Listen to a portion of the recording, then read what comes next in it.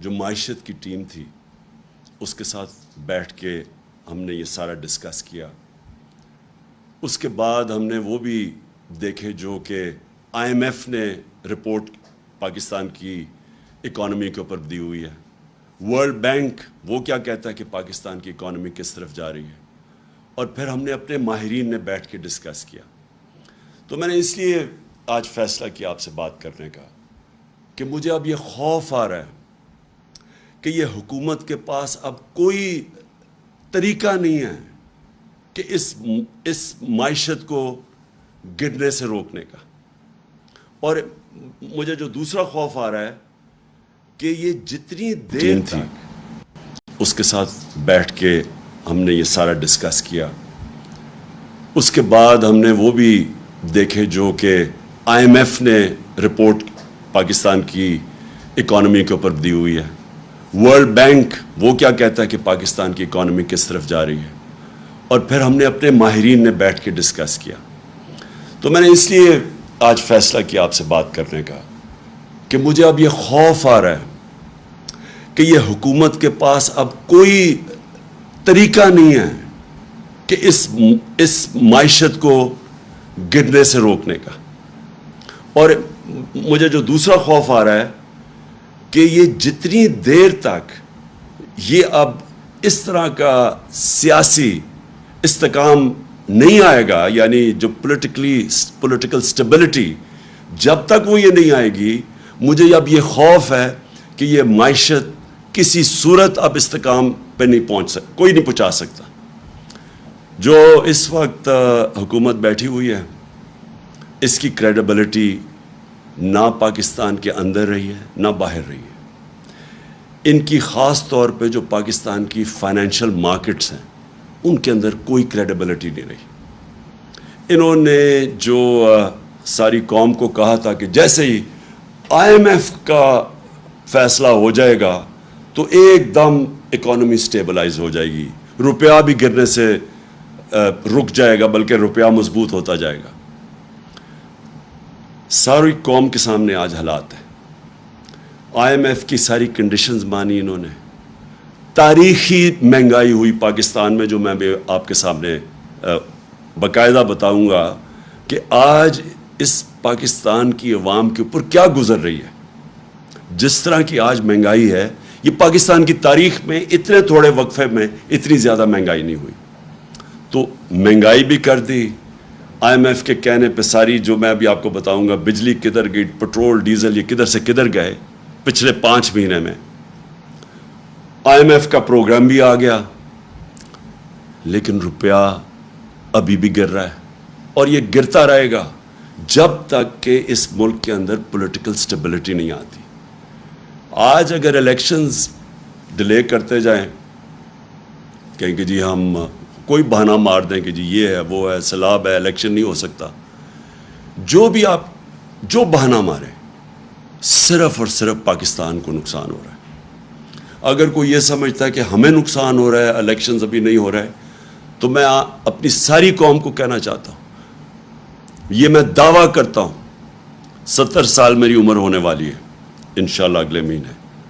میں یہ دعوے سے کہتا ہوں کہ پاکستان کی تاریخ میں کبھی کسی پولیٹیکل پارٹی کی وہ مقبولیت نہیں تھی جو آج تحریک انصاف کی ہے. میں یہ دعویٰ کرتا ہوں کہ سارے پاکستان کے اندر اگر ایک فیڈرل پارٹی ہے جو سارے پاکستان کو اکٹھا رکھ سکتی ہے وہ تحریک انصاف ہے. پورے حربے استعمال کیے جا رہے ہیں. یہ لوگ جو اوپر بیٹھے ہوئے ہیں، یہ جو اس ملک کے بڑے بڑے مجرم اوپر بیٹھے ہوئے ہیں، 60% کیبنٹ ضمانت کے اوپر ہے. پرائم منسٹر کو سزا ہونے والی تھی یہ ایف آئی اے کیس کے اوپر. یہ وہ لوگ اوپر جو بیٹھے ہوئے ہیں، ان ساروں کو اب سمجھ آ گئی ہے کہ یہ جو تحریک انصاف کی مقبولیت ہے اب اس کو مقابلہ نہیں کر سکتے. لہٰذا یہ کر کیا رہے ہیں کہ بجائے ملک کا سوچنے کے، سوائے اپنے کرپشن کیسز خارج کروانے کے لیے، اور ساروں نے مل کے وہ جو 1100 ارب روپیہ انہوں نے جو امینڈمنٹ کیا نیب پہ، سوائے اس کی فکر کرنے کی، ان کے پاس کوئی حل نہیں ہے پاکستان کی یہ معیشت کو اور ملک کو سدھارنے کا. میں آج آپ کے سامنے یہ جو دعویٰ کرتے ہیں کہ جی ہمیں بہت بڑا مشکل پاکستان ملا, ہمیں تو پتہ نہیں بارودی سرنگیں مل گئیں. شہباز شریف جس کو بہت شوق تھا پرائم منسٹر بننے کا, اور کئی ایسے یہاں لوگ بیٹھے ہوئے تھے, وہ سمجھتے تھے کہ آئنسٹائن کے بعد دوسرا آدمی شہباز شریف آئے گا, ایک دم سارا ملک ٹھیک کر دے گا.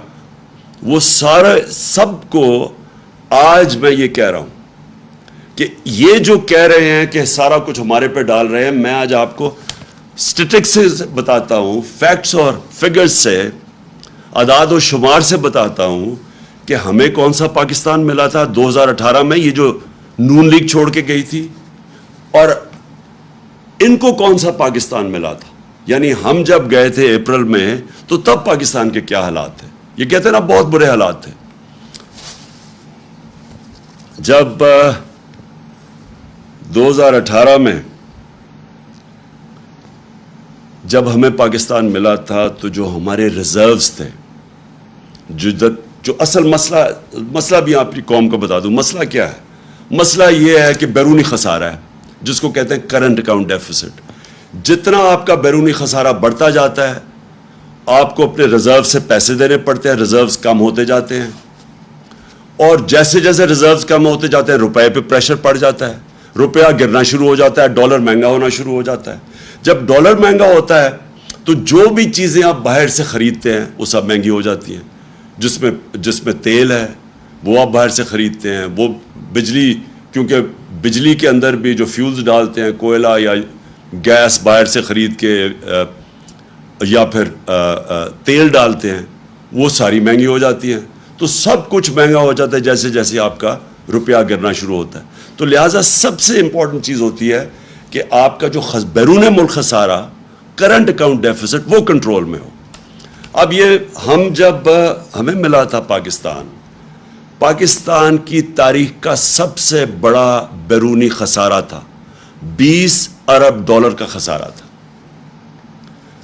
ان کو یہ کہتے ہیں نا بڑا مشکل وقت ملا تھا. ان کو جب اپریل میں جو انہوں نے سازش کر کے ہماری گورنمنٹ گرائی, تو ان کو جو کرنٹ اکاؤنٹ ڈیفیسٹ ملا تھا, بیرونی خسارہ, وہ تھا 16 ارب ڈالر. اب یہ سمجھنا ہے, ہمیں 20 ارب ڈالر ملا, ان کو 16 ارب ڈالر ملا. ہم ان کی ووٹ آف نو کانفیڈنس سے پہلے ہم نے کتنا ادھر سے, جدھر ہمارے ریزروز یہ جو چھوڑ کے گئے تھے 9.8 پہ, جب ووٹ آف نو کانفیڈنس انہوں نے درج کروایا, جس کی وجہ اس کے بعد سیاسی ہماری انسٹیبلٹی ہونی شروع ہو گئی, تو 16.2 ارب ڈالر کے ہمارے ریزروز تھے. پھر سے یہ جب چھوڑ کے گئے تھے پاکستان 9.8 تھا. جو ہم چھوڑ کے گئے تھے, انہوں نے کہا نا بڑا مشکل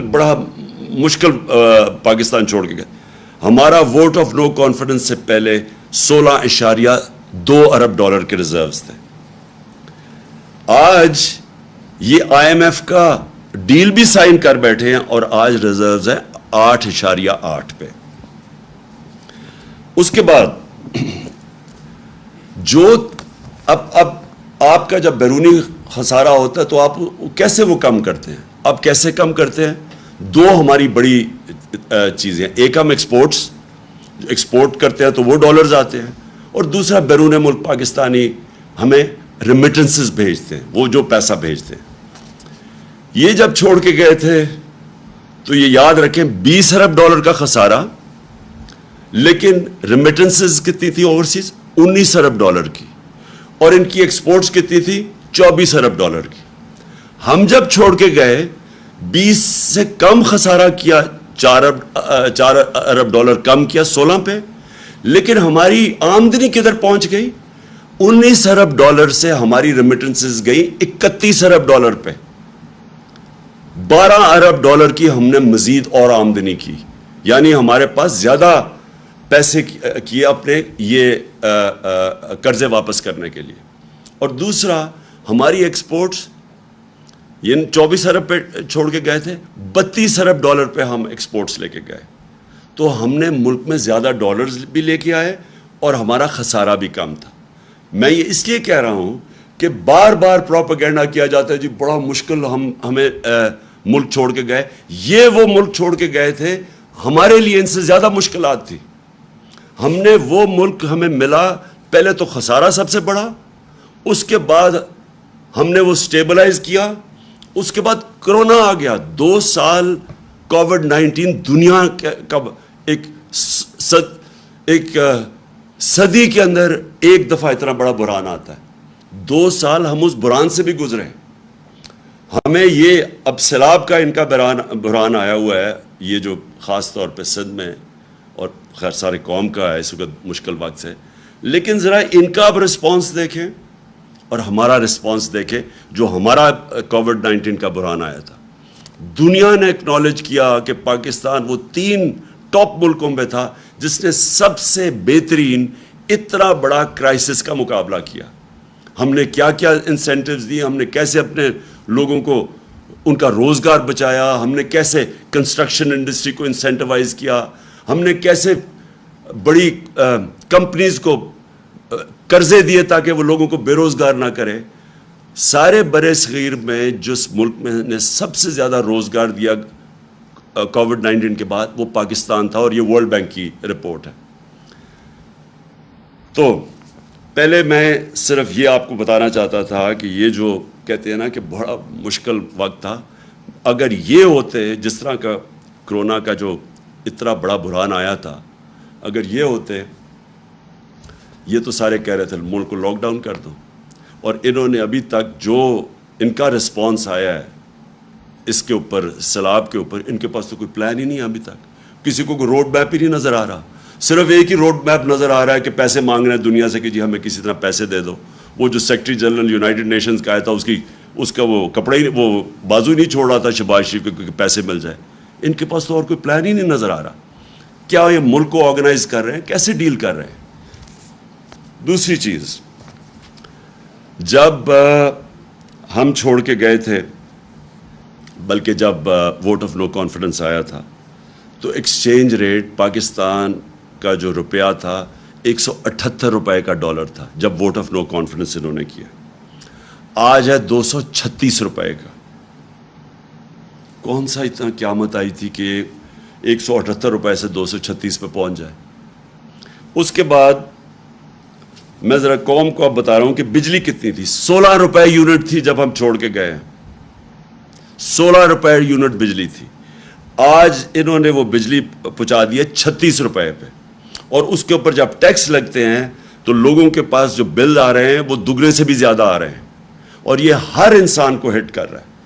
یہ عام سفید پوش کو بھی ہٹ کر رہا ہے, یہ انڈسٹری کو بھی ہٹ کر رہا ہے, یہ ٹیوب ویل پہ بھی ہٹ کر رہا ہے. یہ ہر جگہ اس وقت یہ جو بجلی کے انہوں نے بڑھائے ہیں دگنی سے بھی زیادہ کر دی. اس کے علاوہ لوڈ شیڈنگ ہے, یعنی ایک تو بجلی مہنگی ہو گئی, اس کے علاوہ لوڈ شیڈنگ. کدھر گئی بجلی؟ یعنی بجلی غائب تو نہیں ہوگی. مقابلہ کا موازنہ کر لیں ہمارے میں اور ان کے دور میں کہ بجلی کتنی تھی. اب پیٹرول, میں بڑی بڑی چیزوں کی بات کر رہا ہوں جو کہ عام آدمی کو ہٹ کرتی ہے. جب ہماری حکومت تھی, عالمی منڈی میں تیل کتنے کا بک رہا تھا؟ $103 کا. عالمی منڈی میں $103 کا تیل مل رہا تھا, اور ہم کس قیمت پہ پیٹرول دے رہے تھے؟ 150 روپے لیٹر. ہم کس قیمت پہ دے رہے تھے ڈیزل؟ 146 روپے لیٹر. آج کتنا ہے؟ آج عالمی منڈی کے اندر تیل $103 سے آ گیا $93 پہ. $10 کم ہو گیا. اور یہ کتنے پہ دے رہے ہیں آپ آج ڈیزل اور پیٹرول؟ ڈیزل دے رہے ہیں 146 روپے. 100 روپیہ مہنگا ہو گیا ہے 146 روپے لیٹر پہ. اور پیٹرول دے رہے ہیں 236 روپے لیٹر. انٹرنیشنل منڈی میں کم ہو گیا ہے, لیکن یہ پیٹرول 150 سے گیا ہے 236, ڈیزل 146 سے گیا ہے 248 پہ. اور گیس کی قیمتیں ابھی بڑھ رہی ہیں, اور IMF کہہ رہا ہے کہ یہ 250% بڑھیں گی سردیوں تک. جو عام آدمی کو اس وقت سب سے زیادہ تکلیف ہو رہی ہے وہ آٹا ہے.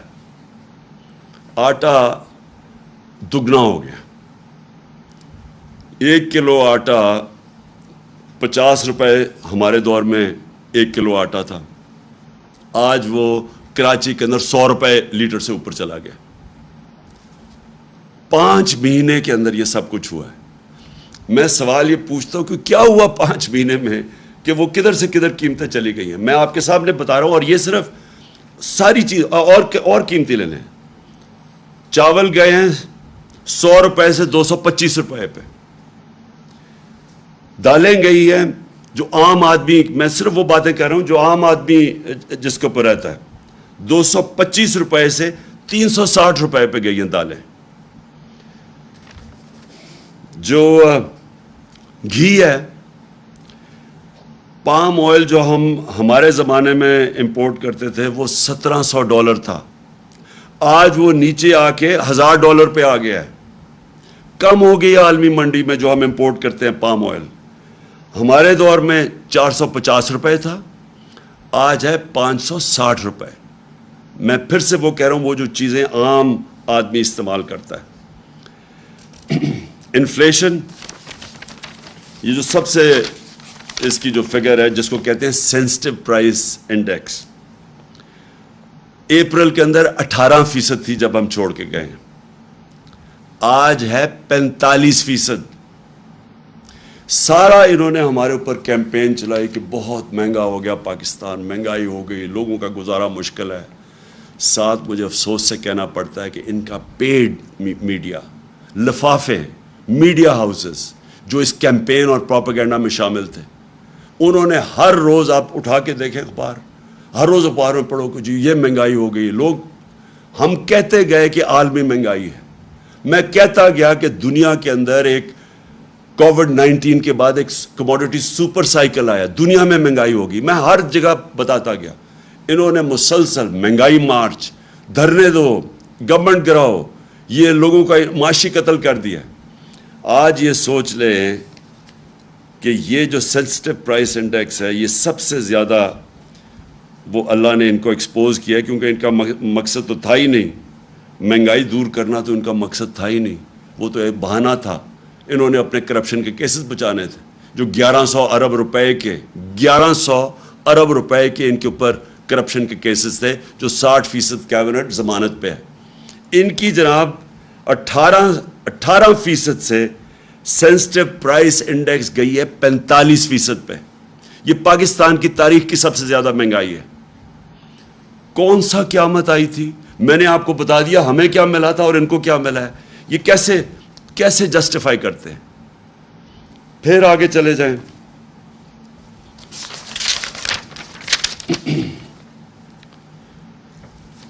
ایک طرف مہنگائی بڑھ رہی ہے, دوسری طرف اکانومی کانٹریکٹ کر رہی ہے. مطلب یہ کہ جو ہمارا 17 سال کے بعد ہم نے اس جگہ سے ملک جو ادھر چھوڑ کے گئے تھے ادھر سے نکال کے ہم نے جو پاکستان کی جو ریٹ تھی, گروتھ ریٹ تھی, جو دولت میں اضافہ تھا جس کو گروتھ ریٹ کہتے ہیں, ہمارے آخری 2 سال میں 5.6% اور چوتھے سال کے اندر 6%.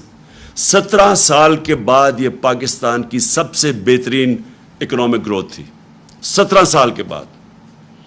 اب یہ مجھے بتائیں کہ آج پریڈکٹ کر رہے ہیں کہ 0.6% پہ گروتھ ریٹ چلی گئی ہے, یعنی وہاں سے گر کے نیچے آ گئی ہے. اس کا مطلب کیا ہے؟ گروتھ ریٹ کیوں گرے گی؟ میں اب آپ کو بتاؤں. جو ٹیلی فون کی انڈسٹری اور جو گاڑیوں کی انڈسٹری ہے اس میں 50% وہ بند ہو گئی ہے, یعنی وہاں بے روزگاری اب پھیل رہی ہے. اس کا جب انڈسٹری بند ہوتی ہے تو اس کا صرف یہی نہیں مطلب کہ بے روزگار ہوں گے, ٹیکس کے اندر کمی ہے. ہمارے دور میں پاکستان کی تاریخ کا, جب ہم چھوڑ کے گئے تھے اپریل میں, پاکستان کی تاریخ کا سب سے زیادہ ٹیکس اکٹھا کیا گیا تھا, جس کی وجہ سے ہم نے سبسڈائز کیا تھا پٹرول اور ڈیزل. ہم نے اپنے لوگوں کو مہنگائی سے بچایا ہوا تھا, اور کیونکہ ہم نے سب سے زیادہ پیسہ اکٹھا کیا تھا آمدنی میں. ان کے اب یہ جو بند ہو رہی ہے, کار کی انڈسٹری آدھی پہ فنکشن کر رہی ہے, 50% بند ہو رہی ہے.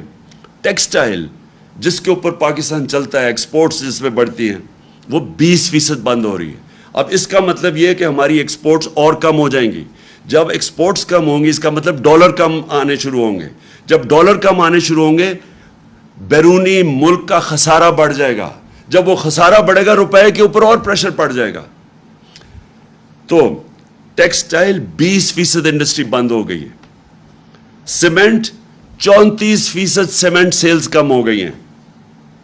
پٹرول جس کے اوپر بھی گورنمنٹ پیسہ بناتی ہے, جب پٹرول زیادہ بکتا ہے تو گورنمنٹ کی آمدنی میں اضافہ ہوتا ہے.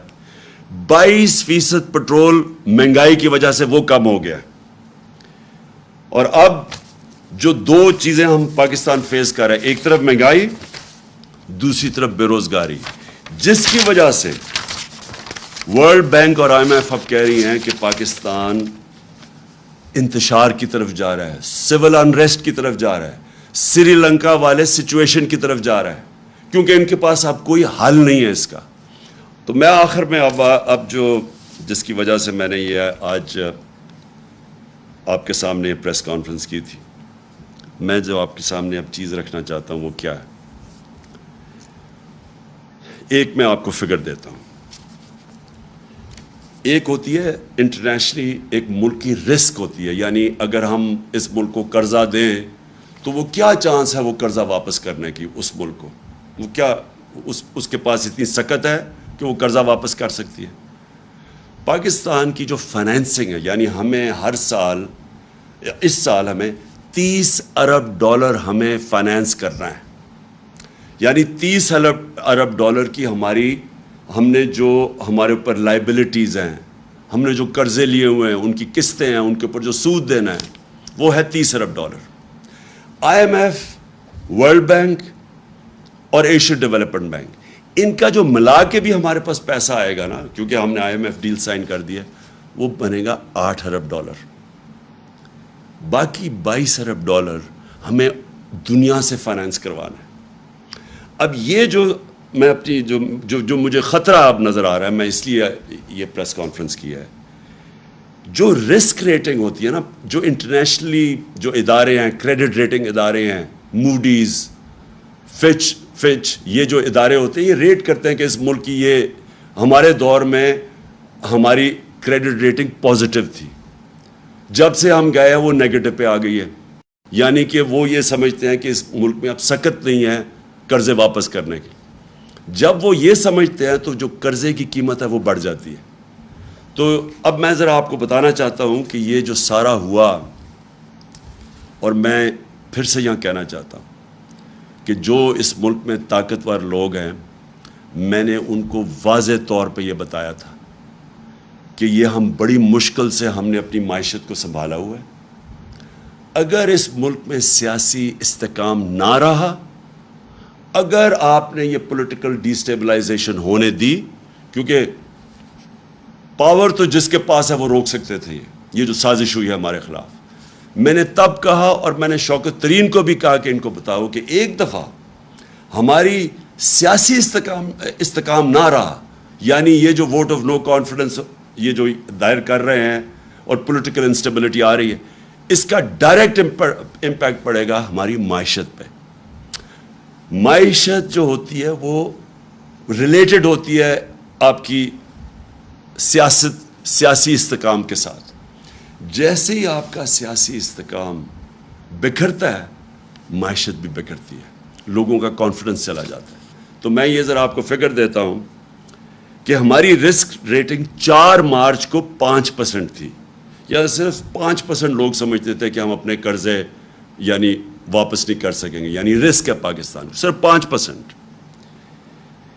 جیسے ہی انہوں نے vote of no confidence table کی اسمبلی میں, 4 دنوں کے اندر وہ وہاں سے گئی 5% سے دگنی ہو کے 9% پہ چلی گئی. صرف کیونکہ جیسے ہی ان کو لگا کہ اب پولیٹیکلی سٹیبل نہیں ہوگا ملک, پولیٹیکل انسٹیبلٹی ہوگی, دگنی ہوگی رسک ریٹنگ. اور آج کیا ہے, آج پاکستان کی جو رسک ریٹنگ ہے 22.7 ہے. 22.7 کا مطلب یہ ہے کہ ہمارے لیے باہر سے یہ جو ہمارا $30 ارب کی فائنینسنگ کروانی ہے، اس کو فائنینس کرانا مشکل ہو جائے گا. جو بینکس ہیں وہ ہمیں پیسے دیتے ہوئے ڈریں گے کیونکہ رسک پہنچ گئی ہے 22.7%. میری جو یہ صرف میڈیا ٹاک اس لیے ہے.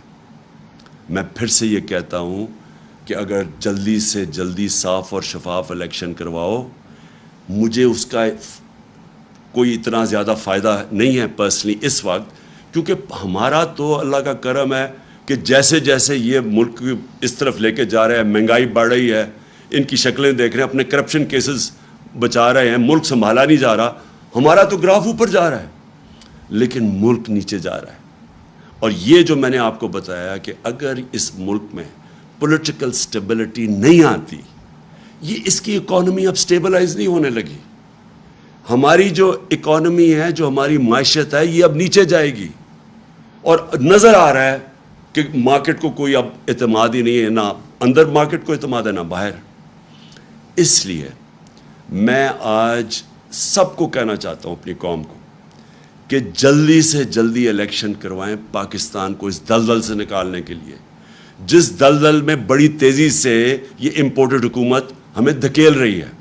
سازش تو انہوں نے کر دی، اپنے کرپشن کیسز کے اوپر تو انہوں نے آتے ساتھ ہی فیصلے کروا لیے. اب رمضان شوگر مل ان کی اس کے تو کیس فوری لگا ہوا کہ جی اس کا کیس ختم کرو. FIA کا جو شہباز شریف اور بیٹوں کا 16 ارب کا کیس تھا، وہ بھی 4 گواہ بھی اللہ کو پیارے ہو چکے ہیں. مقصود چپڑاسی بھی چلا گیا ہے، جو انویسٹیگیٹ کر رہا تھا ڈاکٹر رضوان وہ بھی نہیں ہے. وہ تو ہو رہا ہے سارا کچھ، ملک کو یہ نیچے لے کے جا رہے ہیں. تو آج میں اپنی ساری قوم سے اپیل کرتا ہوں کہ یہ اس ملک کو اگر ہم نے مزید اس دلدل سے نکالنا ہے، اس طرح کی مہنگائی سے بچانا ہے جس طرف جا رہی ہے چیزیں مہنگی. IMF نے کہا ہے کہ ابھی بجلی اور مہنگی ہونے والی ہے، ان کی رپورٹ میں ہے. ہم نے اپنے ملک کو انتشار سے بچانا ہے. فوری طور پہ صاف اور شفاف الیکشن اناؤنس کیے جائیں. جتنی یہ دیر کرتے جائیں گے بحران بڑھتا جائے گا. اور پھر سے مجھے خوف ہے کہ ایسا نہ وقت آ جائے کہ سب کے ہاتھ سے یہ نکل جائے. میں آخر میں صرف ایک چیز سے ختم کرتا ہوں کہ بجائے اس کے کہ ہم صبر سے یہ ساری جس طرح کے ہمیں دیوار سے لگایا جا رہا ہے، کیسز کی بارش ہوئی ہے، کبھی دہشت گردی کا کیس اور کبھی کوئی کیس، اور ہر دوسرے دن کوئی نئی FIR، اور جو ہمارے لوگوں کے اوپر دبایا جا رہا ہے، میڈیا ہاؤسز، میڈیا کے اندر جو صحافی جو لگتا ہے کہ ہمیں سپورٹ کر رہے ہیں، ان کے پیچھے پڑے ہوئے ہیں. اس سے ملک نہیں سدھرنے لگا. اگر کسی کا خیال ہے کہ یہ فیشسٹ ٹیکٹکس سے یہ کسی طرح یہ زیادہ دیر ٹھہر جائیں گے، یہ ملک کو ہی نقصان پہنچا رہے ہیں. کوئی نہیں روک سکتا اس ملک میں انتشار کو اگر اسی طرح یہ چلتے رہے. اور میں دیکھ رہا ہوں جس طرح دیوار کے لگایا جا رہا ہے. میں آج صرف اس چیز پہ ختم کرتا ہوں کہ یہ زیادہ دیر اب ہمارا صبر نہیں رہے گا. اگر یہ اسی طرح چلتے رہے اور ملک کو اسی طرح نیچے لے جاتے رہے تو ہمیں پھر ایک کال دینی پڑے گی اپنی عوام کو. پاکستان پائندہ باد.